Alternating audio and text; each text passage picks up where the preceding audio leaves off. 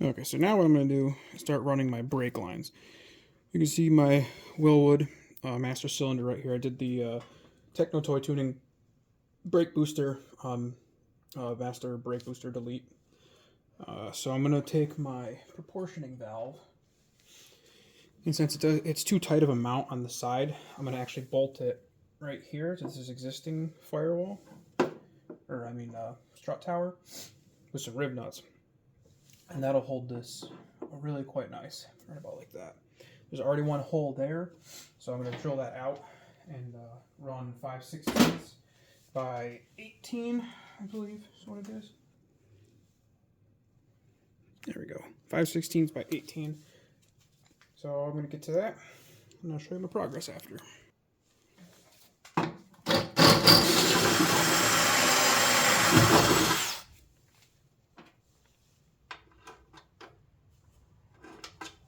Okay, so now that the hole is big enough for this guy to go in, what we're going to do,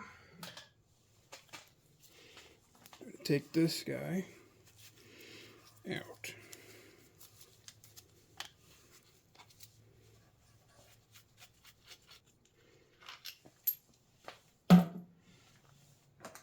Take the 5/16 one.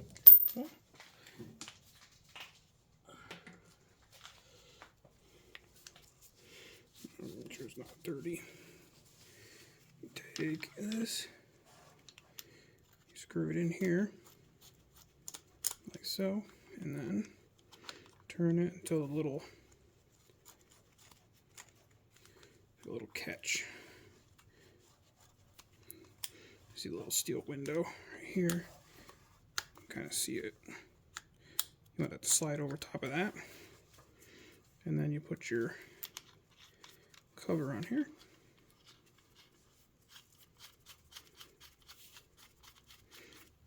Then you set your depth on your depth gauge, which right here I like to go 5 millimeters. Kind of depends on the thickness of your sheet metal, but this is what I've gotten used to, is 5.5 millimeter or 5 millimeter. So you extend it all the way out, tighten it down, put it in there, and you just squeeze it.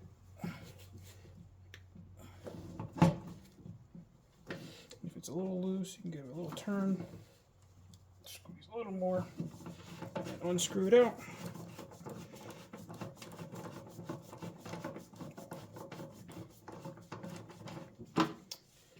And you got yourself a rib nut.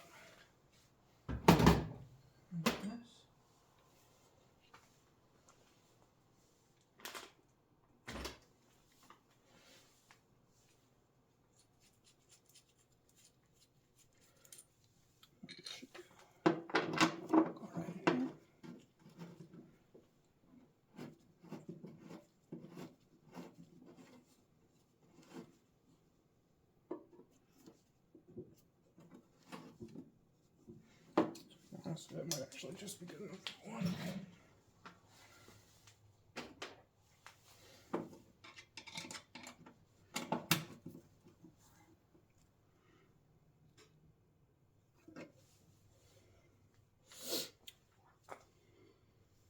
Yeah, we'll throw a second one in there, make it look nice.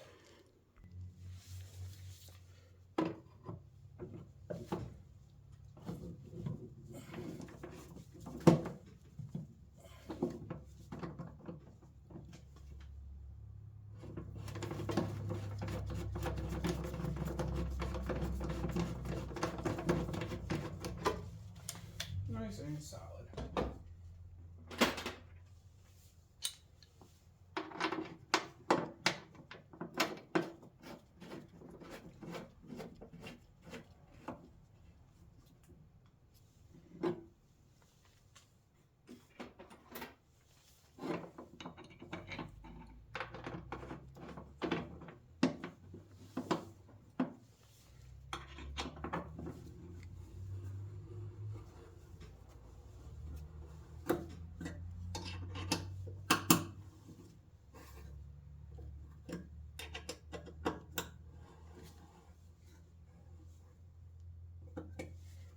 Well, it is not going anywhere.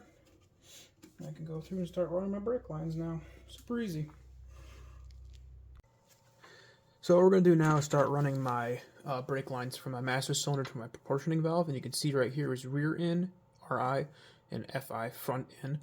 So I'm going to measure those up, and I'll kind of show you how to double flare these brake lines. So here's what I'm going to be using. It's the, let me turn this ISO down a little bit. So you can see Titan double flaring tool, and this is for 3/16 NICOP and stainless and steel brake lines. So you got your NICOP here, and you're going to end up forgetting this because I still do it. But you're going to want to take your nut and you're going to want to put it on first. Here, don't, because you're going to end up doing your flares, and you're not going to have your nut on the end of it, and it's a pain in the ass. So first thing you're going to do is you're going to take your tool, which is right here, and you see the little arrow, and you're going to feed your brake line through. And you can see kind of how it's on there. And we'll just kind of give it a little snug for right now. I don't need it to be super tight yet. It's still movable. And then what you're going to do is you're going to take your kit comes with this little steel plug. This basically sets the depth of your tool. So you can see right here. So what that does is it goes in the end of here. Oh, loosen that up just a little bit more. And you're going to put this in here. You don't need it to be tight, just snug. So you get that nice and snug. And now you push your NICOP in, tighten these guys down. This is a 10 mil. So grab your, what did I do with mine?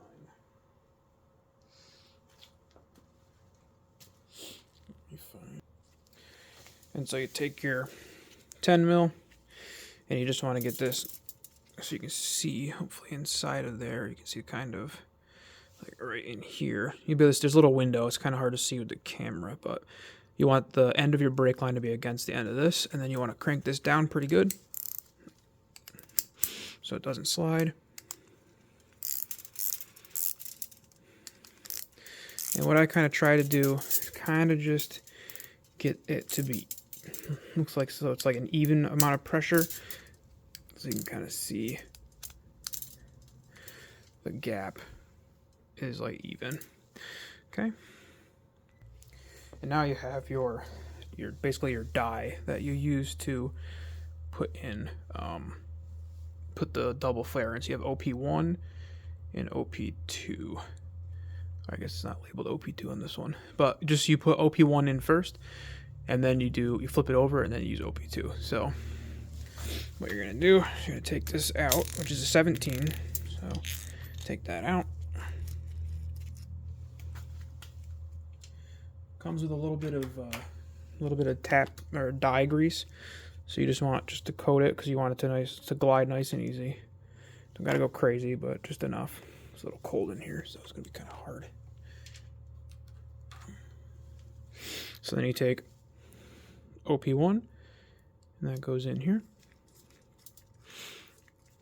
And you can feel a little tight. So I take a deep well socket, and I tighten it down until it's flat. You'll kind of get the hang of the depth. It'll bottom out on the tool.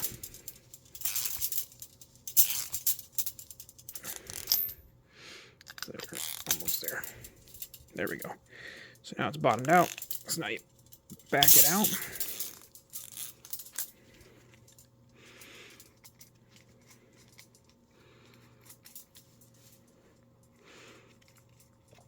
And now you put some grease on the other side, and this will create the double flare action on the brake line.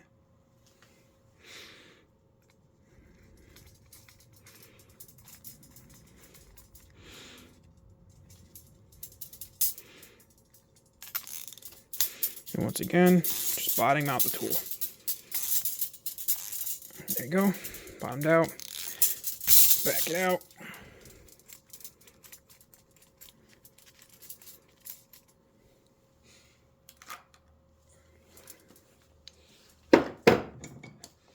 Now we take our 10 mil, loosen these suckers up.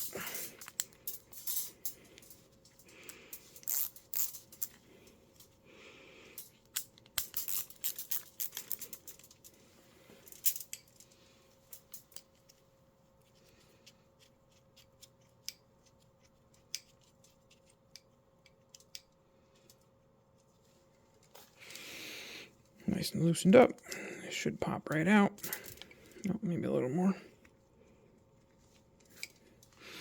You can see, there's your line. Clean it off. And you can see, beautiful double flare. And that'll fit right in your brake area. And the stuff, the great thing about NICOP is it's so flexible. It makes this so easy. Stainless or steel lines are so hard to work with, so you can just put that in. And now what I'm going to do is I'm going to start bending my lines to go into the front output of my master cylinder. So I'll start working on that.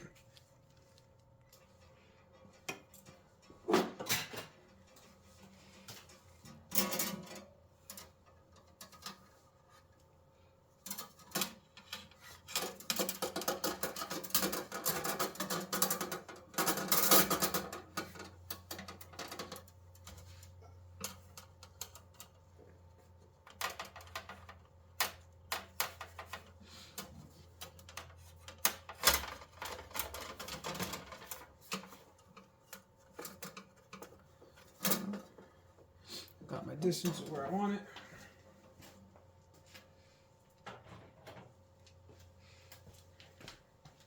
And I'm going to have little rubber mounts that will mount these guys up right here. And this is where this guy comes in nice and handy. I'm going to cut it right here. There we go. And there is one. You want to, when you are doing these, you want to make sure that your brake lines don't touch anything, because everything kind of moves, and you want to, if you're going to secure them, you want to do it with like either like a rubber bushing, which is what I'll end up doing, but just try and get them as close and out of the way as you can so nothing rubs on them. But now I'm going to put in the rear, and we'll get back to you. And there we have beginnings of my brake system. And you can see right there is where I'm going to put the rubber mounting bushings, just to give it that extra little support. So now I got my drummed brakes, or my disc brakes in for the front. Can't really see it in there, but have them in so I can mock up where my lines are going for the front brakes. See there, and there.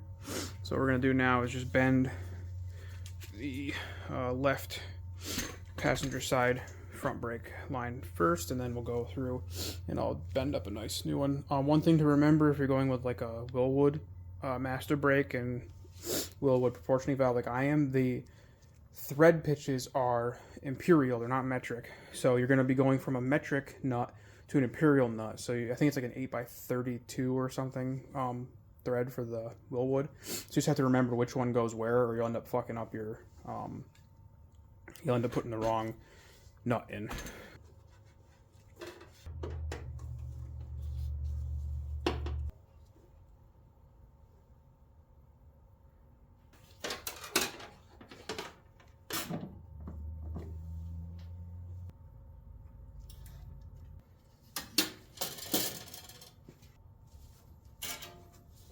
So we got the front driver's side done. I took out the passenger side one just because it wasn't long enough to, it was just leftover. I was hoping that it would reach, but it was just leftover NICOP that I had, so I wanted to use, but fortunately it was just too short. So, but I got plenty more, so gonna go make it longer and kind of hide it out of the way a little better. All right, so all the brake lines are run, looking nice and pretty. So now what I'm going to do is go through and I'm going to riv nut in all of the little rubber bushings, just because I don't really like the self-tappers. They're just not really, I don't know, they just seem kind of meh to me. So I'm going to go through and drill out all the holes and put in some riv nuts, some M5s, and then that'll hold all the brake lines in, and then I'll give you a final once over. So you can see... See right there, got that little rim nut in with an Allen head, keeps it nice and sturdy. Got the OEM mounting points for the brake lines. And I'm going to go through here, and I got a couple more that I got to put in. 1, 2, 3, I think. Yeah, 3 left. And there we go. You can see I have all of my brake lines run. You can see they kind of go through around there, down in. Looks way, way nicer than the OEM.